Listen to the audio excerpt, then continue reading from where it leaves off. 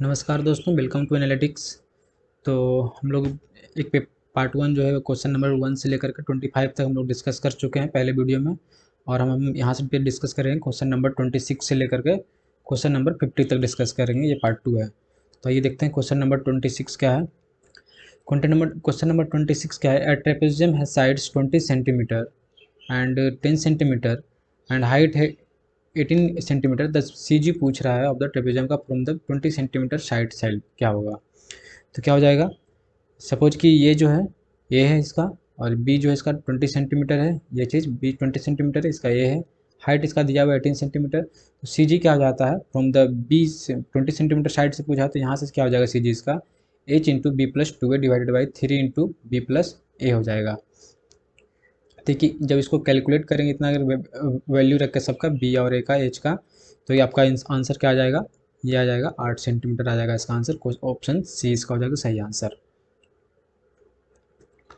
Second pendulum executes, ये क्या हो जाता है, pendulum which executes 1 beat per second that is 1 complete oscillation in 2 second is known as second pendulum. तो क्या हो जाएगा इसका आंसर हो जाएगा option B 1 beat per second. तो इसका जो कंप्लीट ऑस्किलेशन जो होता है ये होता है 2 सेकेंड में, और ये जो इसका बीट जो होता है ये होता है 1 बीट पर सेकेंड होता है। इसका जो पेंडुलम का जो एग्जीक्यूटिंग जो बीट होता है इसका वो होता है 1 बीट पर सेकेंड होता है। तो क्वेश्चन नंबर 28 क्या है। The Poisson's ratio of material which has Young's modulus of 100 GPa दिया हुआ है एंड शियर मॉडुलस दिया हुआ है 40 जीपीए दिया हुआ है इसका। तो क्या होता है, रिलेशन होता है ई और जी के बीच में होता है, ई इक्वल्स 2 का होता है कितना 2g इंटू 1 प्लस का म्यू। तो यहाँ पे रखेंगे 100 इक्वल्स टू 2 इंटू 40 रखेंगे इक्वल्स टू 1 प्लस म्यू। तो यहाँ से म्यू जो निकाल लेंगे ये कितना आ जाएगा 0.25 आ जाएगा, क्योंकि यहाँ से क्या हो जाएगा 50 हो जाएगा, ये 5/4 आ जाएगा जो कि कितना जाएगा सॉरी ये हो जाएगा 1.25। जब यहाँ माइनस जाएगा तो ये जाएगा 0.25 इसका हो जाएगा ऑप्शन ए इसका करेक्ट आंसर हो जाएगा। क्वेश्चन नंबर 29 क्या है। The slenderness ratio of A column is 0 when its length is exactly equal to radius of gyration, its length is half of the radius of gyration, its length is supported on all sides throughout its length, total load carried is less than half of the dead load। तो effective slenderness ratio को represent करते हैं lambda से, जो कि कितना होता है एल इफेक्टिव होता है, L effective divided by list lateral dimension होता है, या रेडियस ऑफ डायमेंशन जो होता है आर होता है वो चीज ये होता है। आर से भी करते हैं या फिर लिस्ट लेटरल डायमेंशन होता है वो होता है। तो एल इफेक्टिव यहाँ पे क्या होता है, एल इफेक्टिव वो होता है जो बीम का वो लेंथ जो बेंडिंग में पार्ट ले, बीम का वो लेंथ जो बेंडिंग में पार्ट ले। जैसे सपोज कि यहाँ पे ये चीज़ है, सॉरी सपोज कि ये सिंपली सपोर्टेड बीम है और ये है, तो इसका जो बेंडिंग मोमेंट डायग्राम बीएमडी बनेगा ये कुछ इस तरह से बनेगा। तो जीरो मोमेंट यहाँ पे क्या क्या हो जाएगा, ये हो जाएगा जीरो मोमेंट, ये हो जाएगा जीरो मोमेंट। तो इसका बेंडिंग में जो पार्ट ले रहा है ये पूरा होल लेंथ ले रहा है, तो इसका जो हो जाएगा एल इफेक्टिव जो हो जाएगा, ये एल इफेक्टिव हो जाएगा पूरा ओवरऑल लेंथ हो जाएगा। इसमें क्या करा सिलेंडर रेशियो जीरो कब होगा, जीरो केस में किस केस में होगा, जब अगर हम पूरे इस लेंथ को अगर हम सपोर्टिव कर दें तो इसका कोई बेंडिंग में पार्ट लेगा ही नहीं, पूरा अगर करना तो ये बेंड होगा ही नहीं। तो यही ऑप्शन हो जाएगा, its length is supported on all sides through out its length. Option हो जाएगा सी इसका करेक्ट आंसर हो जाएगा। जब पूरा का चारों तरफ से इसके हम क्या करेंगे, जब हम इसको सपोर्टिव कर देंगे तो इसका एल इफेक्टिव जो होगा इसका जीरो हो जाएगा, क्योंकि कोई पार्ट इसका बेंडिंग में आएगा ही नहीं। क्वेश्चन नंबर 30 क्या है। The pin jointed cantilever truss is loaded as shown in figure, the force in member ED. यहाँ पे ईडी होगा क्वेश्चन में, वहाँ पे ई लिख दिया सिर्फ, यहाँ पे हो जाएगा ईडी मेंबर में क्या हो जाएगा, इस मेंबर में फोर्स। तो क्या हो जाएगा मोमेंट अबाउट हम लोग जब ए लेंगे, मोमेंट अबाउट जब हम लोग ए लेंगे तो कितना हो जाएगा, यहाँ पे अगर हम रिएक्शन लगा देते हैं एच ई रिएक्शन अगर हम लगा दे रहे हैं यहाँ पे, ओरिजेंटल रिएक्शन अगर दे दे रहे हैं एच पे ई पे, तो क्या हो जाएगा एच ई इंटू का 3 इक्वल्स टू कितना हो जाएगा, ये 40 इंटू 6 मीटर हो जाएगा, 40 इंटू 6, 3 इंटू 3 6 टू जा 6 और 40 इंटू ये हो जाएगा 80। तो एच ई क्या कितना हो जाएगा 80 किलो न्यूटन हो जाएगा ये चीज़, 80 किलो न्यूटन। तो ये कितना हो जाएगा, 80 किलो न्यूटन। हम लोग क्या लगाए हैं इधर से, कॉम्प्रेसिव लगाएं, तो ये हो जाएगा compressive, 80 kilo newton compressive, option C इसका सही आंसर हो जाएगा। In a pre stress member it is advisable to use low strength concrete only, high strength concrete only, high strength concrete and high tensile steel, low strength concrete and high tensile steel. ये combination नहीं होगा, high low strength concrete नहीं होगा, high strength concrete करते हैं but इसके साथ में हम लोग क्या करते हैं, हाई टेंसाइल स्टील भी देते हैं, इसलिए क्या हो जाएगा, ऑप्शन सी इसका आंसर हो जाएगा, option C. The maximum shear stress in reinforced cement concrete is beam subjected to shear force 70 kilo newton and having width and lever arm इतना है। तो क्या हो जाएगा, shear स्ट्रेस पूछ रहा है, मैक्सिमम shear स्ट्रेस, तो टाउ मैक्स कितना हो जाएगा इसका, v डिवाइडेड बाई क्या कितना हो जाएगा, b इंटू लीवर आर्म हो जाएगा, कितना हो जाएगा 70 इंटू 1000 हो जाएगा और डिवाइडेड बाई 250 इंटू 350। कैलकुलेट करके देख लेते हैं इसको कितना हो जा रहा, 70 इंटू 1000 और डिवाइडेड बाई 250 इंटू 350, यह जा रहा है 0.8 Newton per mm square, option A इसका जो है करेक्ट आंसर हो जाएगा। क्वेश्चन नंबर 33 क्या है, an RCC beam not provided with shear enforcement may develop cracks in its bottom inclined रफली टू द हॉरिजॉन्टल एट। जो शियर क्रैक होता है वो होता है 45 डिग्री एंगल होता है फ्रॉम द हॉरिजॉन्टल से, इसका हो जाएगा ऑप्शन सी हो जाएगा आंसर इसका। The effective span of A simply supported slab is, effective span of A simply supported slab कितना हो जाएगा, distance between the centre of the bearing, distance between the centre of the bearing, clear distance between the inner face of the wall plus the twice of thickness of wall, clear span plus effective depth of slab, none of the above. ये देखते हैं IS 456 2000 clause number 22.2 का ए में दिया हुआ है, simply supported beam of slab के लिए effective span of member that is not built integrally with it support shall be taken as clear span, ठीक है, plus the effective depth of slab और बीम और centre to centres of support whichever is, दोनों जो दोनों में से कोई अगर लेस होगा वो हो जाता है। यहाँ पे क्या कर रहा है, क्लियर स्पान, यहाँ पे तो होगा नहीं, 2B हो जाएगा, तो ये क्लियर स्पान प्लस का इफेक्टिव डेप्थ ऑफ स्लोप हो जाएगा उसका ऑप्शन सी। अब क्या है कि ये अगर स्लो सपोज की देख लेते हैं क्लियर स्पान क्या क्या होता है, ये अगर इसका बीम है या स्लैब का पोर्शन है और ये सपोर्टेड है, ये अगर सपोर्टेड है कॉलम पे, तो यहाँ से यहाँ का जो पार्ट होता है ना, ये पार्ट जो हो गया inside face, inner face to face जो हो गया, ये हो गया क्लियर स्पान, और यहाँ से लेकर के पूरा ये हो गया L ओवरऑल हो गया, ये चीज़ पूरा होगा overall.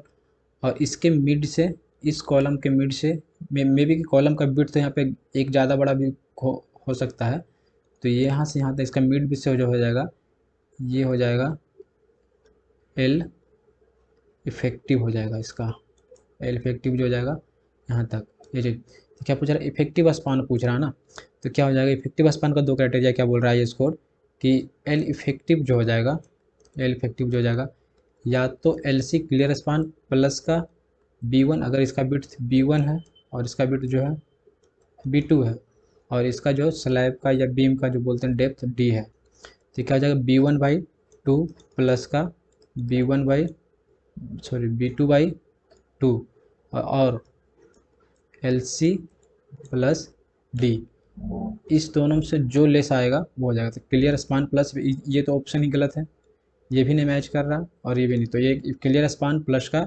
Effective depth of slope, क्योंकि यहाँ पे ट्वाइस भी नहीं होगा, अगर हम दोनों बिट्स को हम जोड़ भी दें तो क्या हो जाएगा, हाफ इसका, तो ये क्या हो जाएगा, हाफ आ जाएगा। थिकनेस ऑफ द वाल बोला है, वाल प्लस का inner face of plus the twice thickness, twice तो होगा नहीं, ये दोनों मिलकर के एक ही हो जाएगा, बी के बराबर हो जाएगा, B1/2 प्लस B2/2 करके एक हो जाएगा, तो ये हो जाएगा सिर्फ उसका ऑप्शन सी हो जाएगा आंसर इसका। 35 में क्या, steel plate is 300 mm wide है एंड 10 mm थिक है, if the diameter of the bolt is 20 mm the net section area of the plate shall be. तो एरिया नेट कितना हो जाएगा, एरिया नेट क्या हो जाएगा, ये कंडीशन ये है कि अगर ये प्लेट है, ये प्लेट यहाँ पे कहीं पे बोल्टिंग किया हुआ है, ठीक है,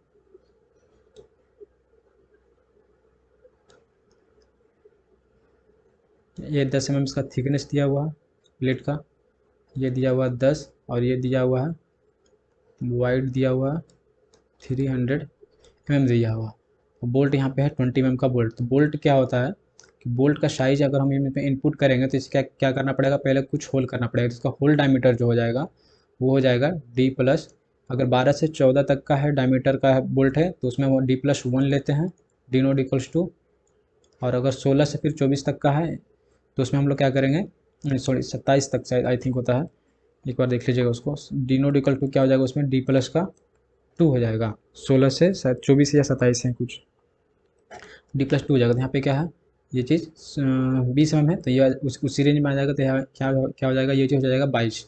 तो क्या होता है बी नोट बी माइनस का डी नोट हो जाएगा इंटू का टी हो जाएगा, इक्वल्स टू कितना हो जाएगा 300 और माइनस का ये हो जाएगा 22, क्योंकि 20 और प्लस का कितना हो जाएगा ये 222 और इंटू हो जाएगा ये चीज़ 10 हो जाएगा। इसमें माइनस करेंगे तो कितना आ जाएगा ये 278 इंटू का 10 हो जाएगा, तो हो जाएगा 2780, 2780। ऑप्शन बी हो जाएगा करेक्ट आंसर इसका। ठीक है, क्वेश्चन नंबर 36 क्या है, steel column carries N axial load of 800 kilo Newton दिया हुआ है, column carry 800 kilo Newton, the lacing system shall be design for transfer shear of. तो लेसिंग सिस्टम के डिजाइन के लिए क्या होता है, जो ट्रांसफर शियर होता है भी वो होता है 2.5% होता है, और एक्सियल लोड जो कॉलम पे लग रहा है पी उसका होता है। तो यहाँ पे क्या हो जाएगा v इक्वल्स टू 2.5% इंटू कितना हो जाएगा, यहाँ पे है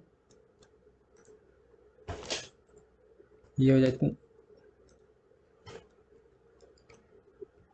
ये हो जाएगा 800 डिवाइडेड बाई परसेंट है तो 100, इतना ये कितना हो जाएगा, टोटल आ जाएगा आपका ये 20 किलो न्यूटन। 8 इंटू 2.5 जब करेंगे तो हो जाएगा 20 किलो न्यूटन। इसका ऑप्शन डी हो जाएगा सही आंसर।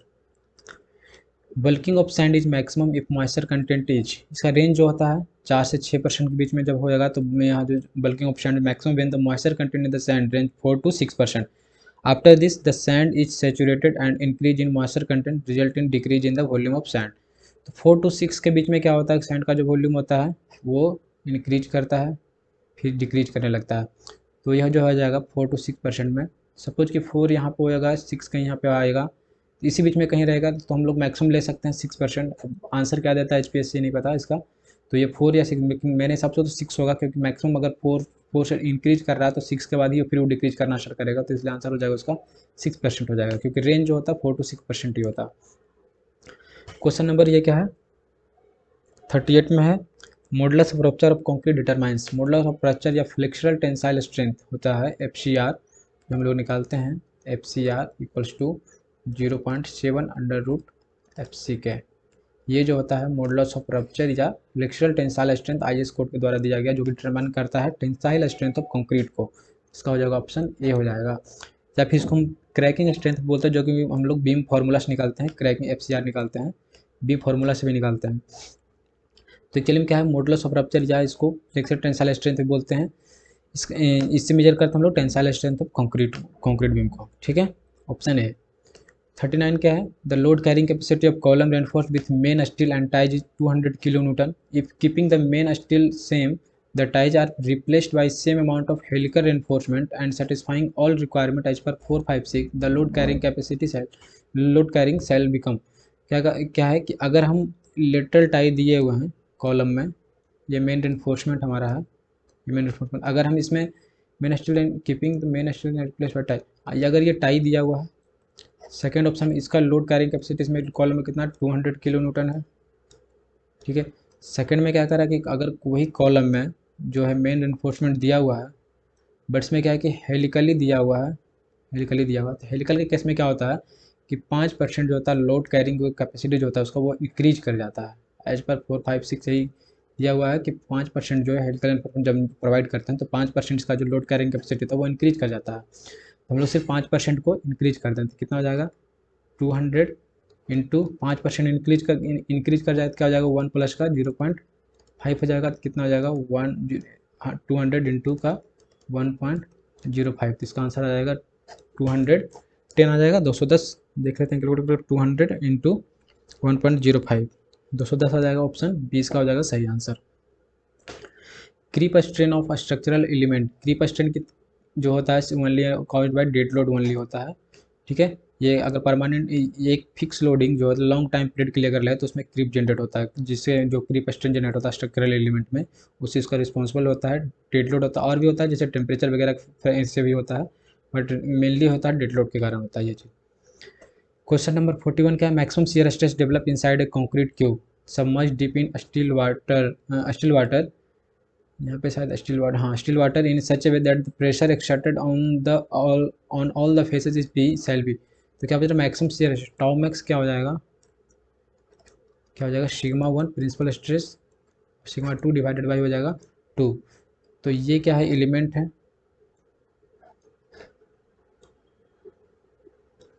यहाँ पे कोई चारों तरफ से लग रहा है, इसमें पी लग रहा है, पी लग रहा है, इधर से भी पी है और इधर से भी पी है और इधर से भी पी है, ये कहीं ये पूरा सबमर्सिबल वाटर में। तो चारों तरफ पी क्या हो जाएगा, प्रिंसिपल स्ट्रेस भी हो जाएगा पी माइनस का पी डिवाइडेड बाई 2 हो जाएगा, इक्वल्स टू हो जाएगा 0। ये हो जाएगा ऑप्शन, इसका ए आंसर हो जाएगा 0। Two soil sample A and B है पोरोसिटी एन ए 40% है, N B 60% respectively, what is the void ratio E and B.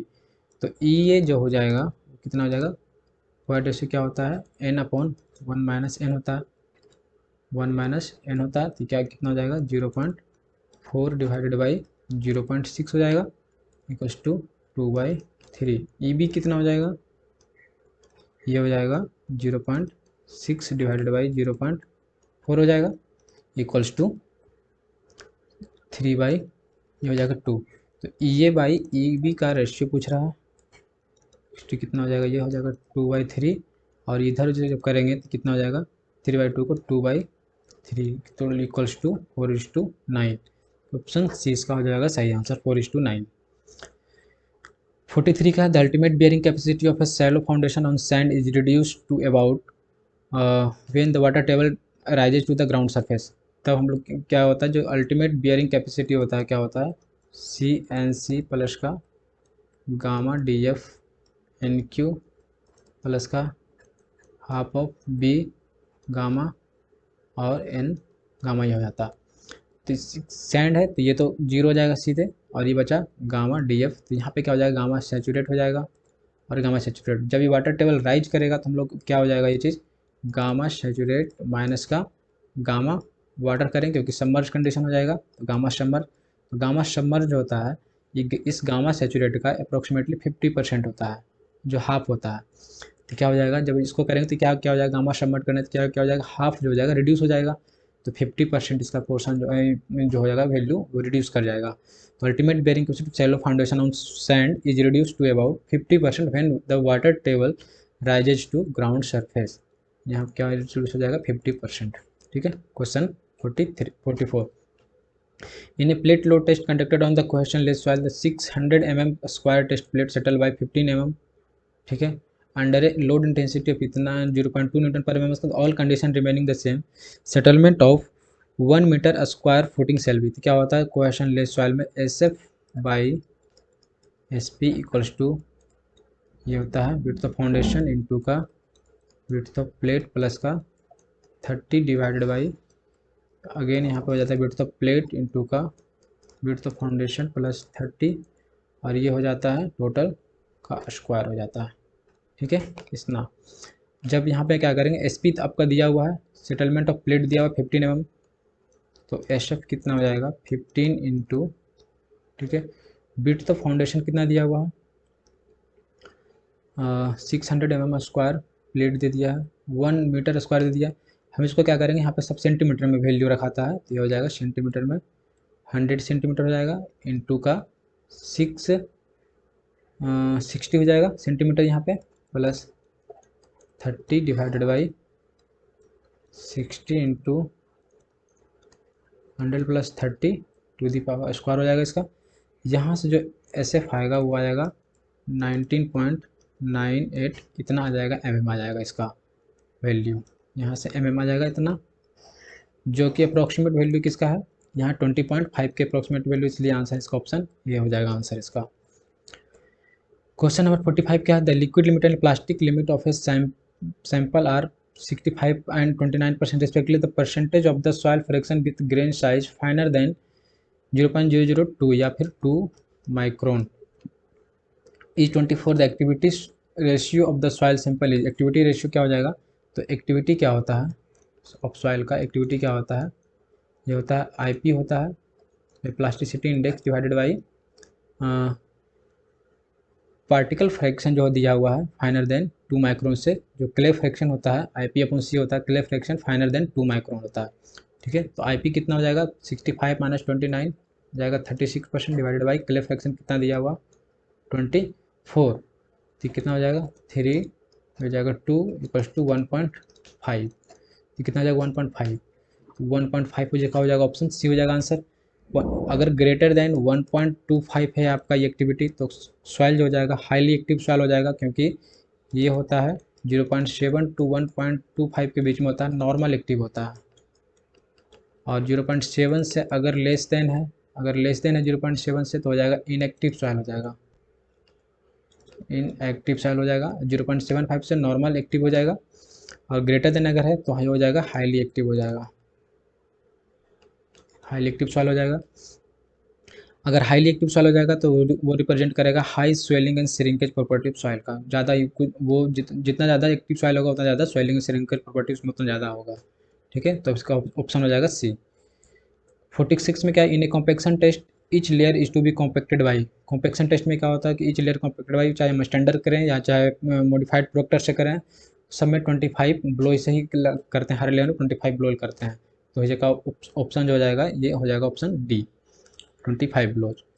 47 में क्या, the degree of saturation for a natural state in A soil having water content 24%, जी दिया हुआ है, void ratio दिया हुआ है 1 सेल बी, एक रिलेशन होता है E S equals to W G, E दिया हुआ 1, सेचुरेशन निकालना है इक्वल्स टू वाटर कंटेंट दे दिया है 24 इंटू ये दे दिया है 2.5 डिवाइडेड बाई 100, यहाँ से हम लोग 10 ले आते हैं नीचे को, 25 4 6, ये हो जाएगा सेचुरेशन इक्वल्स टू हो जाएगा 0.6 और फिर ये 60%, कितना हो जाएगा ऑप्शन डी 60% हो जाएगा इसका ऑप्शन। ठीक है, ऑप्शन डी। क्वेश्चन नंबर 48 क्या है, at the intersection of any equipotential line and phreatic line the pressure head shall be, ये क्या है डैम सेक्शन होता है,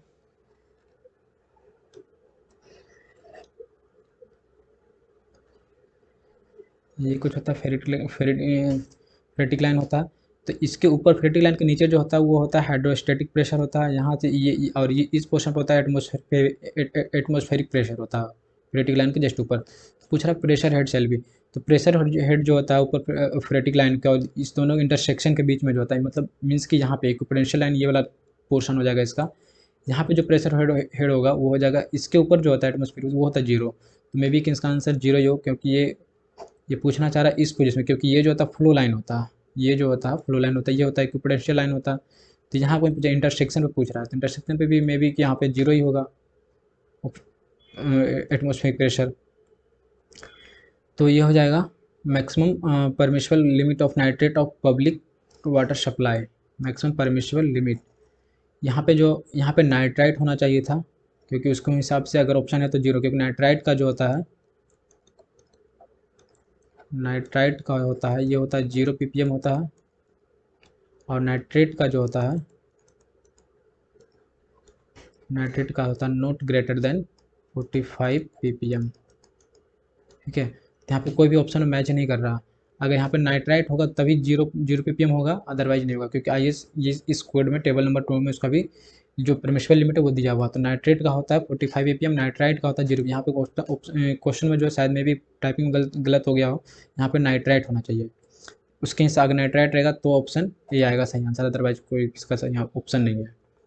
क्वेश्चन 50 क्या है, the average daily water consumption of A city is 20,000 cumec, the peak hourly demand will be, तो क्या हो जाएगा पीक आवर डिमांड जो होता है 2.7 into average daily demand divided by 24 होता है, तो 2.7 इंटू जब करेंगे एवरेज डेली डिमांड कितना है इसका, एवरेज डेली वाटर कंजप्शन 20,000 और डिवाइडेड बाई 24, देख लेते हैं कैलकुलेट करके कितना रहा, 2.7 इंटू 20,000 डिवाइडेड बाई 24, ये आ रहा है 2250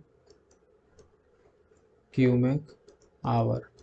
ठीक है, ऑप्शन में, अच्छा ऑप्शन में तो कोई कोई है ही नहीं यहाँ पे, इट मीन्स कि यहाँ पे भी मिस्टेक है, यहाँ पे एक और जीरो होना चाहिए था, ये हो जाता 2 लाख क्यूमेक होता, तब ये इतना आंसर आता, अदरवाइज कोई ऑप्शन मैच नहीं कर रहा है इसमें, 20,000 पे नहीं होगा कोई भी ऑप्शन मैच।